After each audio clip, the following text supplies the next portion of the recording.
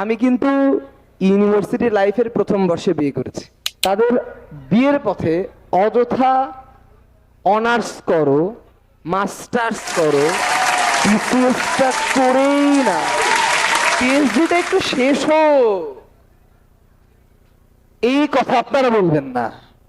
সুতরাং আপনারা একটু যুগটাকে বুঝবেন, সন্তানদের কথাটাকে একটু বুঝবেন। ঠিক 5 বছর পর আপনার মনে হবে যে রাতুলের কথাটাই ঠিক ছিল। আরেকটি স্রোতের বিপরীতে কথা, আমি কিন্তু ইউনিভার্সিটি লাইফের প্রথম বর্ষে বিয়ে করেছি। আমার যেই সকল ছাত্র ছাত্রী যারা ইউনিভার্সিটি লাইফে গেছে, ধীরে ধীরে একটু একটু করে নিজের পায়ে দাঁড়াচ্ছে, এবং আপনারা যারা ফ্যামিলিগতভাবেও তাদের সবকিছু জানেন, তাদের বিয়ের পথে অযথা অনার্স করো, মাস্টার্স করো, বিসিএসটা করেই নাও, পিএইচডিটা একটু শেষ হোক, এই কথা আপনারা বলবেন না।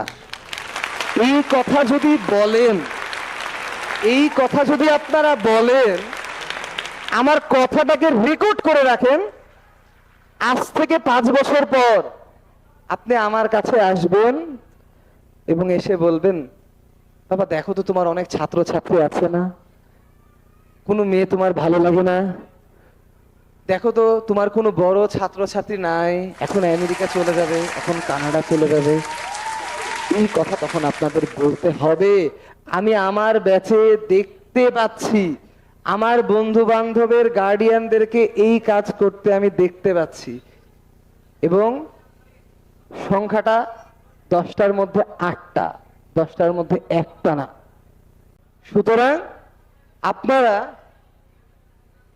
একটু যুগটাকে বুঝবেন, একটু সন্তানদের কথাটাকে একটু বুঝবেন।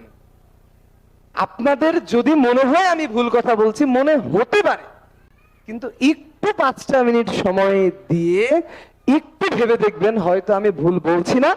তবে আপনাকে আমি জোর করেও কিছু করতে বলছি না, আমি শুধু বলছি পাশের বাসার আন্টি কি করছে তা না ভেবে আপনার কি করা উচিত সেটা আপনি ভাববেন। 10 জনে কি করছে সেটা না ভেবে আপনার কি করা উচিত এইটা আপনি ভাববেন। যখন আপনার ছেলে মেয়েকে আমার কাছে এনে ভর্তি করেছিলেন প্রথম বর্ষে, তখন আমি রাজশাহী শহরের টপমোস্ট শিক্ষক ছিলাম না। তো তখনও 10 জনে যেই কাজ করেছে, আপনি কি তার ব্যত্যয় ঘটাননি? আপনি কি তার ব্যত্যয় ঘটিয়ে আপনার ছেলে বা মেয়েকে আমার কাছে ভর্তি করেননি? তার জন্য আজকে কি আপনার একটুকু ভালো মনে হচ্ছে না? অনেকেরই হচ্ছে।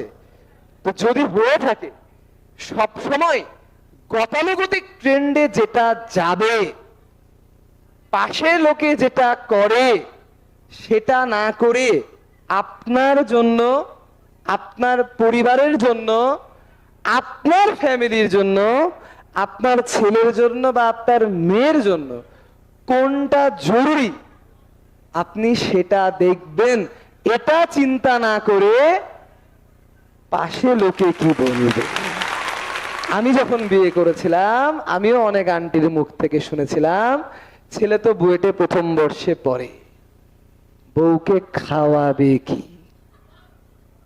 তা আমার বউ যে আল্লাহর রহমতে কি লেভেলের খাদক তা আমি তখন আসলে ভেবে পাইনি। তবে আল্লাহর রহমতে এবং বরকতে খাবার দাবার কোনোদিন অভাব পড়েনি আর কি। তো এই জিনিসটা একটু মাথায় রাখবেন। এবং এবং এবং এবং এবং একজনের কথা বললে that could be an exception. আমি বিয়ে করার পর আমার বুয়েট সিএসসি ডিপার্টমেন্টে আমার দেখা দেখি 120 জনের মধ্যে অলমোস্ট 70 জনের বিয়ে পাশ করার আগে হয়ে গেছে। এবং এর মধ্যে এখানে উপস্থিত যারা বুয়েট সিএসসি তে ক্লাস করবে, আমি নাম বলছি না, তোমাদের যারা শিক্ষক আছে, অর্থাৎ বুয়েট সিএসসি তে শিক্ষক হতে গেলে ডিপার্টমেন্টের সবগুলো পরীক্ষা মিলে, কোনো লবিং ওখানে চলে না, কোনো রাজনৈতিক ব্যাকগ্রাউন্ড চলে না, কিচ্ছু চলে না। You need to be first second, third, fourth, fifth in combined result. এবং তোমাদের যারা ক্লাস নেয় আমাদের ব্যাচের যদি হয়ে থাকে, জেনে রাখবা আমার বিয়ে 2-2.5 মাস পরে তারাও বিয়ে করেছিল। এবং আমাদের ওই সময় যে ফার্স্ট ছিল ওর বিয়েও সেকেন্ড ইয়ারেই হয়ে গেছিল। এবং আমার মনে হয় না যে এটা কোনো এক্সেপশন, কিন্তু বিষয়টা আমি আপনাদের একটু মাথায় দিলাম যে যুগ যদি আপনাকে বলে পড়াটা শেষ হোক, পাশ করে বের হোক, সেটেল হয়ে যাক, এই সেটেল হওয়ার নমুনাগুলা কেমন হয় জানেন? আমি একটু বলবো। আজকে বিয়ে, 2 দিন পর ছেলের আমেরিকার ফ্লাইট, মেয়ে বাংলাদেশে আছে। ছেলে কবে দেশে আসবে কোনো ঠিক নাই, মেয়ে কবে আমেরিকাতে যাবে তারও ঠিক নাই। তাহলে বিয়েটা করার দরকারটা কি ছিল? তো একটু যুক্তি দিয়ে ভাববেন। আমি যেহেতু বিতার্কিক মানুষ, একটু যুক্তি দিয়েই কথা বলি। তো একটু যুক্তি দিয়ে ভেবে একটু চিন্তা করবেন। হয়তো কথাগুলো আমি বর্তমানে 2025 সালের প্রেক্ষাপটে খুব একটা ভুল বলি নাই, তবে আপনারা একটু ভেবে দেখবেন। আর আমার অফিসেরও যদি কথাই বলি, আমার অফিসে মোটামুটি আপনারা যাদেরকে চিনেন, ধরেন নয়ন, সে ম্যারিড। আপনারা রাগিবকে চিনেন, রাগিবও ম্যারিড।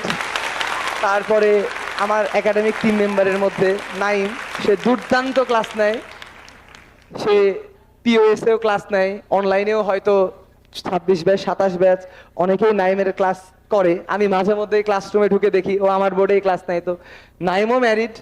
তো আলহামদুলিল্লাহ সবাই ভালো আছে, খারাপ থাকতে তো আমি দেখছি না।